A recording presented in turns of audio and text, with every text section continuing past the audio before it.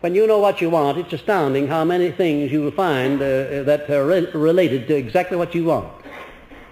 I was living in Florida some years ago, and I had a very important letter coming to the Tampa, Florida post office. I knew the letter came because I had talked on the long distance to the National City Bank in New York, and I knew that letter was in the mail and was down at the post office. I had to have it before 12 o'clock. I called the postmaster, who was a friend of mine, and he said the mail for I lived out in the country, 10 miles out. He said that mail is somewhere between here and Temple Terrace.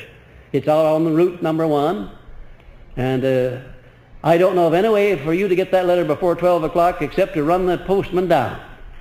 And he said, I'll tell you which station is where to start, because he's already passed station number 9, I think it was.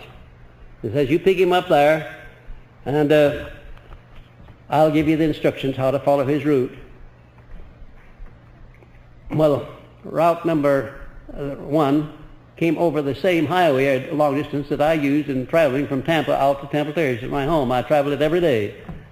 I didn't know there were any mailboxes on it, but when I began to be important for me to observe mailboxes, I won't tell you, I never saw so many mailboxes in all my life. Believe me, they looked to me like every 100 feet almost there was a mailbox. And they were all numbered. And I was looking for the number that the postmaster had given me as the one that he would probably be at that very hour. Well, I finally caught up with him, and it was on a Monday. And he had an enormous load of mail in it. Why, he said, man, I can't do anything. I can't do anything about that. I don't know where your letter is. And says, I won't know until I get rid of all. I said, listen, fellow, I have got to have that letter. It's in there. I have got to have it. I said, the postmaster told me to run you down and not to take no for an answer, to tell you to get out and sort that mail and let me have that letter. Now, that's what he told me, and if you don't think so, come right over here to this farmhouse and you can call him.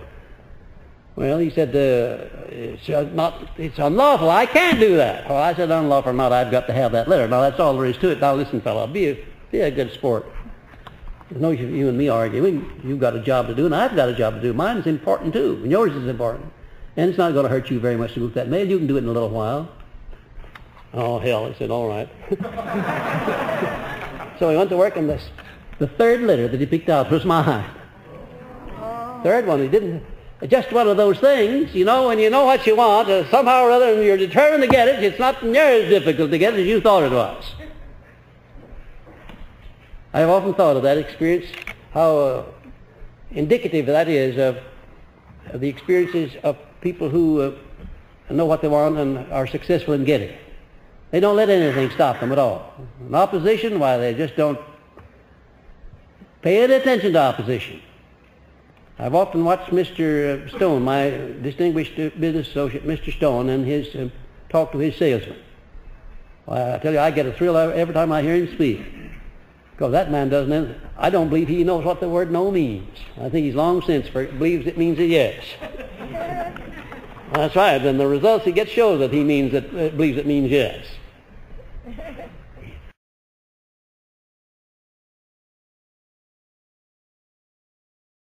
He can be the most definite about the things he wants of anybody I've ever known, and the most definite in failure in refusal to accept a turn down.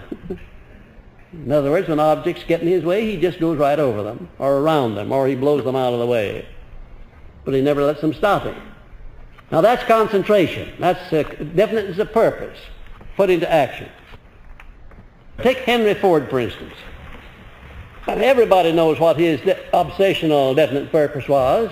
Everybody knows it. Most people have been riding a part of his major purpose around every day of their lives, driving it.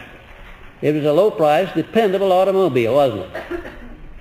He didn't allow anybody to talk in. There were promoters that go. I have heard promoters approach Mr. Ford with opportunities that seemed to me most glittering. And his reply always was that he was engaged in the thing that consumed all of his time and all of his effort. He was not interested in anything outside of his definite major purpose, which was to make and distribute all over the world low-priced, dependable automobiles. And of course, sticking to that job made him fabulously rich. There were hundreds of people that I saw come into the field and spend more money, infinitely more money than Mr. Ford had to start out with, and they went back into the graveyard of failure, and I couldn't find a dozen people in the world today who would know what their names were. Men who were better educated than Mr. Ford, better personalities, had everything that he had and a lot more, except one thing. They didn't stick to the last. They didn't stick to the one definiteness of purpose the way that he did when the going was hard. Mr. Edison in the field of invention, there was a marvelous illustration of what concentration could do. And if you want the truth, I'll tell you that if Mr. Edison was a genius in any sense, it was because when the going was hard, then was when he turned on the most steam and didn't quit. Think of a man standing by and keeping on through 10,000 different failures as he did when he's working on the incandescent electric lamp. 10,000. Can you imagine yourself going through 10,000 failures in the same field without wondering if you shouldn't have your head examined? I was so astounded when I heard about that. I saw his logbooks. There were 2 stacks of them, that high.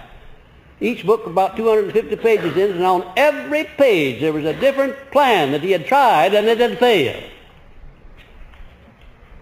And I said, Mr. Edison, suppose that you hadn't found the answer. What would you be doing right now? He said, I would be in my laboratory working instead of out here fooling away my time with you. And I will say in his behalf that he grinned when he said it, but believe you me, he meant just exactly what he was saying.